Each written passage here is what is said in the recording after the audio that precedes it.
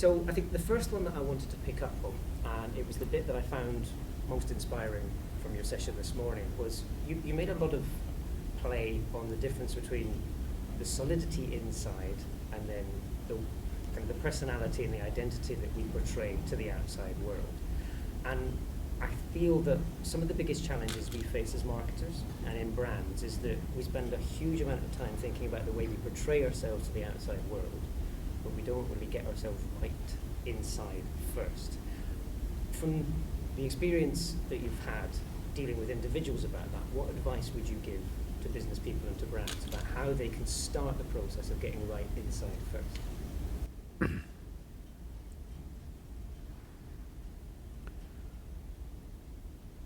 So the fundamental flaw in this entire process is, without enhancing yourself, you're trying to enhance your activity. It's like… You're from UK, eh? Scotland, yes. Scotland. You take a junk Vauxhall and try to drive it on the F1 track,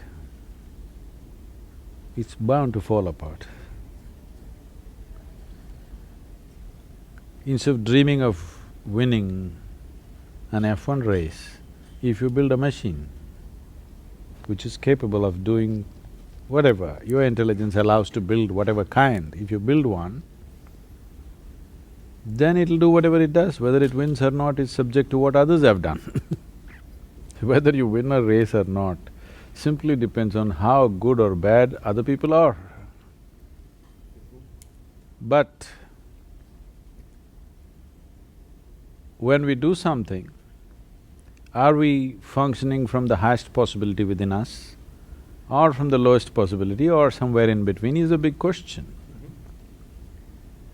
And the biggest question in human life is, you do not know what is your highest possibility. For every other creature on this planet, nature has drawn two lines. Within that, they live and go. For the human being, there's only bottom line, there's no top line. So it doesn't matter what you become, you still don't know whether you've hit the peak or not.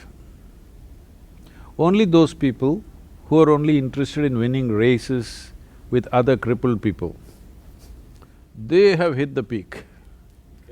But any genuine human being who is exploring his own nature, you never know if you've hit your peak because there is still room, no matter what you have done. So, enhancing the machine, this human mechanism, is most important. Whether you win the race or not, whether you did this or not is not important. If you have this enhanced, everything that you do will be enhanced. People around you think you're superhuman simply because everything that you do seems to be of a different nature, of a different quality that they can't imagine. Not because you're intending to do things better than other people, simply because you have spent time to enhance this one. So, this is a fundamental flaw in the attitude with which people are entering the world. Instead of building a great mechanism which will… whatever it does will be of a great possibility, people are trying to do great things, which is going to kill them. That's why successful people are miserable. Somehow they've managed to do something and it's taking such a big toll on them. How might we unwind some of that? So what I find great about the way that you express all of this is you have a great confidence, which clearly comes through from the way that… No confidence. Maybe I should re-express that then. You clearly talk from the heart. This is somebody who's… So that's the thing. The only quality is clarity. People think confidence is a substitute for clarity. That's the biggest disaster. Okay. The great disaster on the planet is people who have no clarity have confidence. Nice. That maps beautifully back to a lot of the brands, is that where they don't have clarity, they represent confidence in the activities that they do, but I think that goes back… So that's why all the loud advertising, because there is no clarity but there is confidence. See, you are who you are. only because of whatever you might have perceived. What you have not perceived is not you, isn't it? I like that.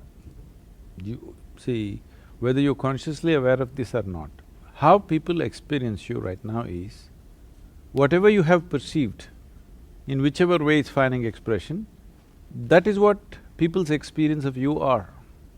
And that is what your experience of yourself is. Whatever you have perceived, that's all. Instead of enhancing perception, we are trying to enhance again expression. You're you're on the social media stuff. Everybody wants to express anything and everything, no matter whether they know something or don't know something, everybody wants to express.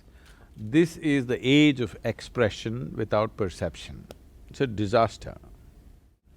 People are becoming who they are because of what they express, not because of what they have perceived. If you are who you are, because essentially in life, the nature of life is such, only what you have perceived is you. But right now, because you pick bits and pieces all over the world, you can express all kinds of things that you don't know. See, today a 12-year-old child looks bored. Never before it was so, it's only in this generation because he's seen the cosmos through his phone screen. He knows everything. There's nothing he does not know. The facts are all there, but maybe the emotions… They're not facts. They are not facts. You call them facts, all right, you can call them facts if you want to, but I'm saying, me knowing how many million light years away is a particular galaxy which we call as Z127 is not knowledge. No. Whether it's 10 million light years or 100 million light years makes no difference because in my perception there is no way to experience a light year, first of all. It's all conceptual, it is not experiential. Unless your perception is experiential, it doesn't enhance you, it is just accumulation. Like people accumulate wealth, money, useless things all over, trinkets, people are accumulating knowledge or information, trinkets which will make them look smart in a tea party. Only in comparison to somebody else who does not know where galaxy Z127 is. So, based on that concept of… It's not a concept. So, okay. The idea of the experience versus the perception, I wanna look a little bit more about that. And what you were talking about, the accumulation of… Information. Which is a big problem for our industry. We are obsessing about things like big data, we're obsessing about all the gadgets that we collect, and we're missing that experience bit that you talk about. So we've amassed however many millions of bytes of data that the gentleman just now on stage was just talking about, but we're not using them to understand. How would you advise people… When you bite so much, you'll bloat This is true. and get unhealthy. Obesity is not a good thing in any context. How do we translate that desire to learn into the action that makes the learning valuable? Where do we help people move along that journey? See, in this question there's a fundamental flaw. Okay. In the sense, because you belong to a generation which is goal-oriented. True.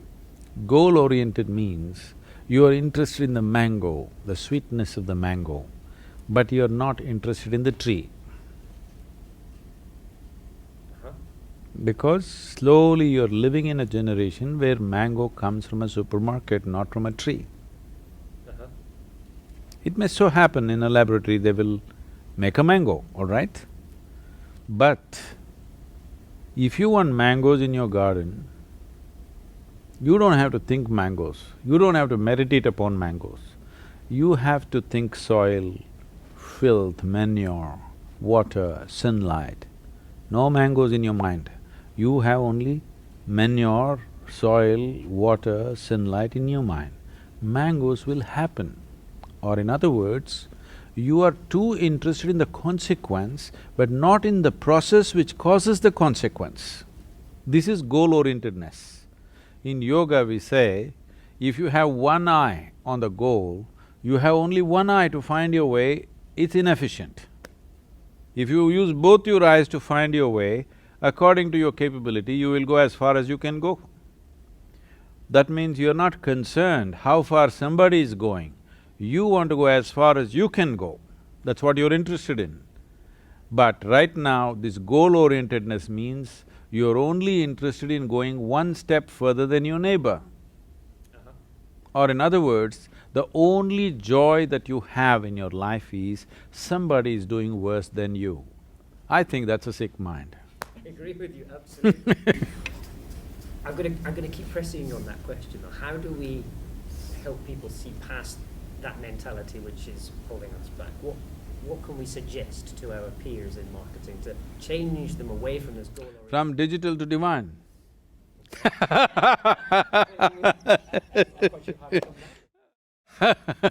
Where do we find the divine? Because I love the fact that you're talking about we cannot be goal-oriented, but at the same time, many businesses face the imposition of goals from others who determine our abilities to survive, which I kind of know you're going to say is flawed, and I would agree with it, but nonetheless, we need to help people to see the alternative to what is flawed. See, tell me one thing. You can look at Mr. Bolt, you know? You could look at Mr. Bolt for inspiration, all right? But if you try to run like him, you'll break your legs, that's all that'll happen. For inspiration, you can look at Mr. Bolt, perfectly fine. You can look at Mr. Sachin Tendulkar for inspiration. You try to go and face a ball which is coming at 160 kilometers per hour, a hard ball, you'll kill yourself, really. Most people know cricket only on television, so they think it's a nice game. Go and stand there, it's the most violent game. Projectiles are coming at you at tremendous speed, giving you a fraction of a second to react and hit the ball. Because they see it only on television, they think it's a nice, beautiful game. No, it's… among all the games that are popular today in the world, it is the most dangerous game. Nowhere else any hard ball is coming at you at that speed. Really, most of the time coming at your head. There's a certain degree of animosity in some of the way that this is being… No. I'm saying, because somebody mastered that, with… he was talking to you about the level of dedication right from his childhood, how he's involved. So, Tendulkar is Tendulkar, all right? You can use him as an inspiration, but you don't try to do what he is doing today afternoon because you'll be dead. Yes.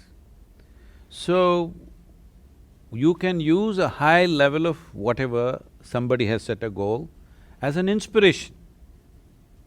Somebody is running 100 meters in 8 seconds, you can use it as an inspiration, don't try to do it. It's like a Vauxhall trying to be a Ferrari. Very good advice. It's that benchmarking that we obsess so much about marketers, that you want to be like them and you think that replicating everything that they do becomes a dangerous… That's the biggest mistake. Because who knows, maybe you can hit the ball better than Tendulkar.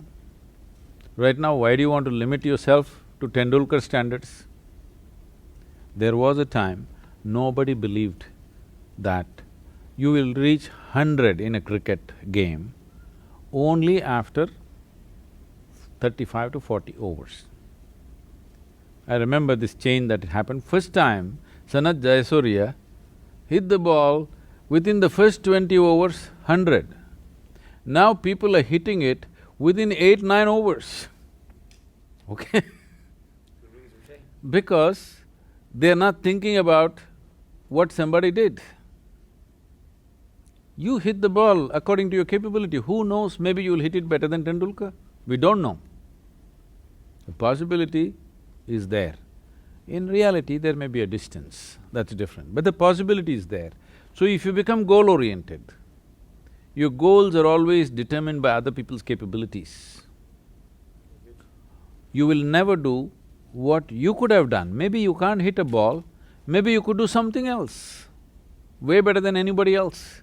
but you will never do that because you go on trying to hit the ball that you can't hit.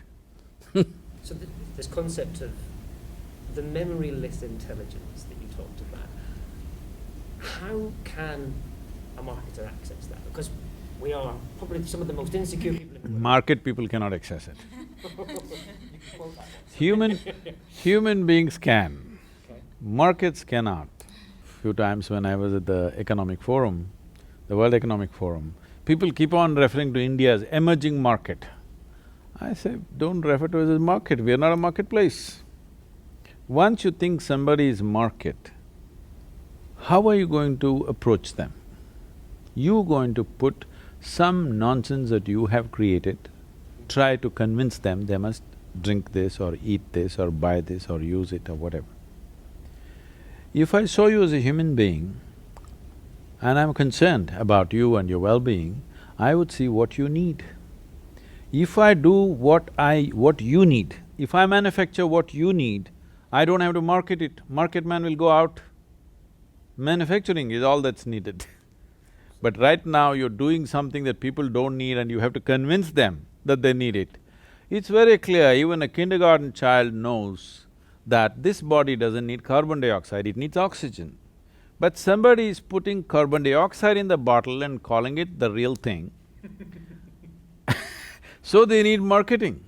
Marketing department is bigger than the manufacturing because you're trying to convince somebody carbon dioxide is good for you. Well, you may convince a generation. A whole generation was convinced smoking tobacco is the best thing you could do. If you're a man, you must smoke, otherwise you're not a man. Yes or no? A whole generation believed if I don't smoke and blow the smoke in your face, I'm not man enough. But now suddenly it's become no good. So this is what the marketing men will do. They're trying to sell something that people may not need. Instead of looking at someone as market, if you look at them in human beings with some concern, you would know what they need. If you manufacture that, you don't have to market it, they will stand in a queue. So I'm going to use somebody else's words in response to that, because this is something that I have hopefully believed for a long time as well. A friend of mine said that as marketers, we've got to stop trying to make people want things, and we've got to try and make the things that people want. It's fundamentally obvious to me, and yet, as you… I'm saying largely market men will get eliminated. Manufacturing and people, in between little marketing. Both you and me are manufacturing something that he wants. But now, I'm trying to tell him what I'm manufacturing is really what you want, not what this guy is doing. Actually, that's the truth.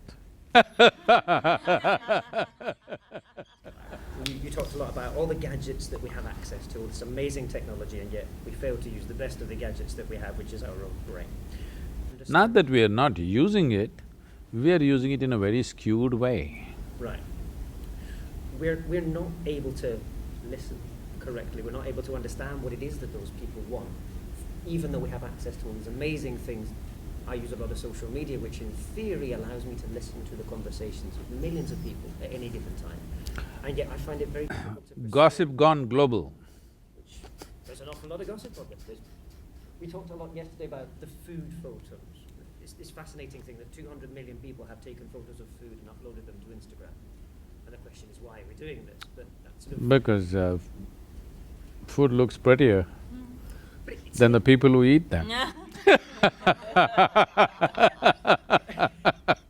Slightly disconcerting concept again. Absolutely true. No, if people are taking pictures of the food they eat and putting it on, obviously they think it looks prettier than them. But we have access to the insights that shares about what they believe is pretty and what they enjoy in life, but we're not using it, so… See, all this is happening, I mean, leave the jokes apart. This is because people are trying… because now they found a means, a technological means to find expression. Expression more than perception means marketing department is bigger than manufacturing. Okay. That's all that's happening. What would then the perception bit look like? See, what would perception look like? See, there are only 5 instruments of perception right now for you: seeing, hearing, smelling, tasting, touching. So what you perceive through these 5 senses, a certain process, an amalgamated process of these 5 senses. Right now you're sitting here, you're seeing, you're hearing, I hope you're not smelling anything but actually it's all happening. Smelling, sensations, heat, cold, all these things are happening, you may not be conscious of it unless it becomes acute. Right. Otherwise, if you walk from there to there are 25 different kind of smells, minimum I'm saying. But most of the time you're not conscious of it unless something becomes very pleasant or very unpleasant. So every moment, all the 5 senses are recording phenomenal amount of information. Now the processing of this information is happening from a certain prejudice. When I say prejudice, the identity causes prejudice. If you're functioning from an identity, whatever, you are English, I'm Indian, somebody is man, somebody is woman, this is all prejudice. People think they're broad-minded, well, it's a broad prejudice. Yes, the moment you're identified with something, there is a certain prejudice attached to it, you can't help it. That's the way the intellect works, because intellect cannot function without identity. If you take away identity, your thoughts will become still. That's all it is. That's what is called meditation. If you can sit here without being identified with the physiological or psychological or the worldly process that's going on, you will become meditative. Because you're not identified with anything, your intellect becomes quiet. As long as you're identified, do what you want, you cannot stop it. It's like you eaten bad food, then you want to control the gas, it won't work it'll anyway happen. So now you're identified with something that you're not. See, you belonging to a certain nation, you belonging to this or that is something that we made up, all right? What we make up, we must manage. But what we made up has gone out of control. You identify to such a point, you really think it is, you're willing to live and die for it. So because of that identity, what you call as my mind or intellect has become prejudiced in a certain way. From that prejudice is working, it's okay for survival process, this prejudice is good for survival process. But if you're wanting to look for clarity, you want to see things the way they are, you want to perceive life just the way it is, not the way… not as an Englishman, not as an Indian, not as a man, not as a woman, but you want to experience life just the way it is, then you must have the ability to distance yourself from identity and just look at it. It's not that you're not at all doing it, every human being is becoming released from their identity at some point of involvement with something, okay? But it's not a conscious process, it's not by choice. Once in a way, it's happening, those moments they produce something significant, rest of the time they're just a mess. I'm talking about, if you have a machine, every time you touch it, it must fire, all right? Intermittently it fires once in a way, that's not a great machine. The same goes for the human being. If you have a spark of genius, you must be able to make it happen spark all the time, 24 hours. Otherwise, it fires once in a way, accidentally, then you become astrological. You're looking for the right position of the planets for you to fire. That's inefficiency. That inefficiency is coming because perception is blocked. Is there a way to manage that? Oh yes, there's an entire science. As there is a science and technology to create external situations the way we want it, there is a whole science and technology to create inner situation the way you want it. This is what we're calling as inner engineering, to engineer your interiority the way you want. Okay. Looking at that in a bit more detail, the bit you were talking there about stepping away from the identity piece, which I think is really interesting because brands are all about creating their identity, and yet I love the way that you're saying it's not until we get out of our identity that we can see the bigger opportunities and how to become what we want. How can we help people to understand how to unravel that identity? How do we step away from all the things that you spent time promoting? See, this question is coming from a fundamental that you believe that everything can be fixed intellectually. Yes. No, it cannot be. As I said when I was speaking in the morning, the other dimension of intelligence within you. If you… I think today people are beginning to talk about emotional what? Emotional intelligence, not just IQ, EQ and whatever. Yeah.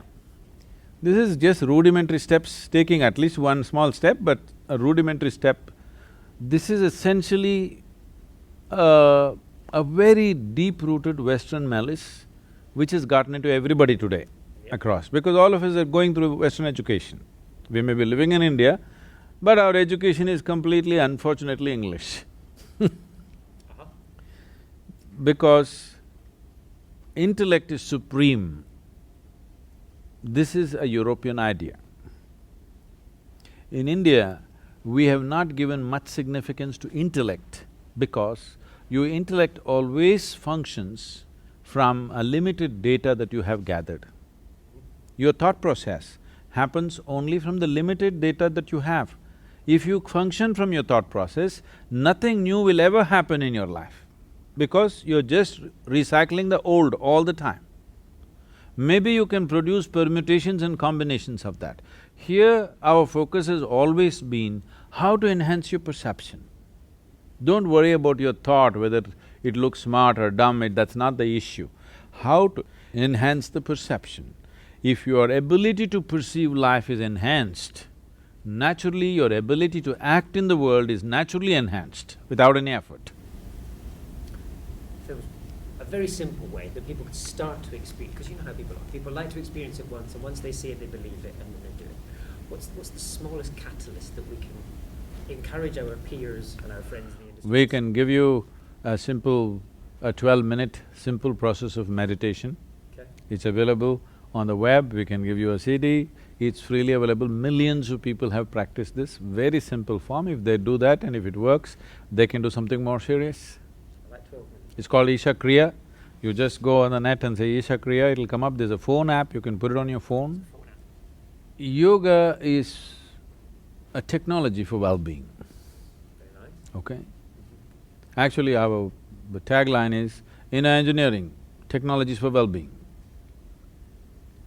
You don't need to believe it. Why I'm insisting is a technology is, it doesn't matter who you are, whether what gods you believe in or you disbelieve in, which part of the geography you come from, if you learn to use it, it works.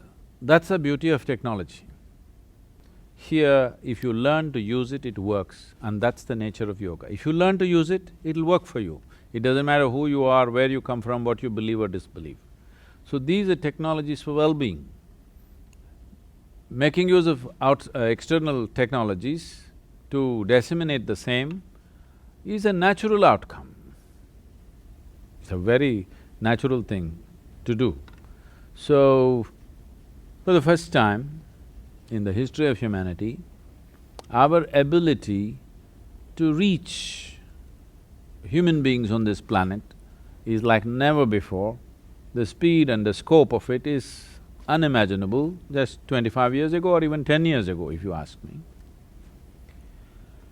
But people tell me, I don't know if this is factually correct, but people tell me 60% of the inner internet space is covered by pornographic material. I don't know if I'm right on the figure, but people tell me so. I think that's a crime. So, I'm making an effort. Technologies for inner well-being of the human being must dominate the space so that human beings learn how to be well. That the tools for well-being must be in the hands of every human being. The tools for well-being must be in the hands of individual human beings, not in the hands of organizations, gurus, popes, no matter what. I'm saying the tools for your well-being must be in your hands, not in my hands. Unfortunately, you left it in my hands, I'm trying to put it into your hands. So, please give us the digital support. Gladly. to make that happen. But I did want to just go back to one of the things, that it touches something that I've been frustrated about for a while, and I know you say an into frustration, so I'm going to level this one with you and ask for some advice. This idea that the Western way of doing things is in conflict with a sense of individual, I don't know what you want to call it, enlightenment feels a little bit of a loaded word. But this idea that the Western way of looking at things, of education, of success, and all this kind of stuff, it feels, like you were saying, there's a competition to it, there's a conflict to it. How do we help people that have been indoctrinated? And I grew up in that culture, and I find it very difficult to unravel all of the things that I've learned and I've been taught and all this kind of stuff. How do we help people to get past the fear that is involved in seeing an alternative way of the entire life, because that's what everything until now has been built on? It's overcoming that fear. How do we help people to become past that? See, the basic issue is, do you want to look good or feel good or be good within yourself? A lot of the Western world sees them It's as the about same thing. looking good. Looking good is more important than what's happening within you.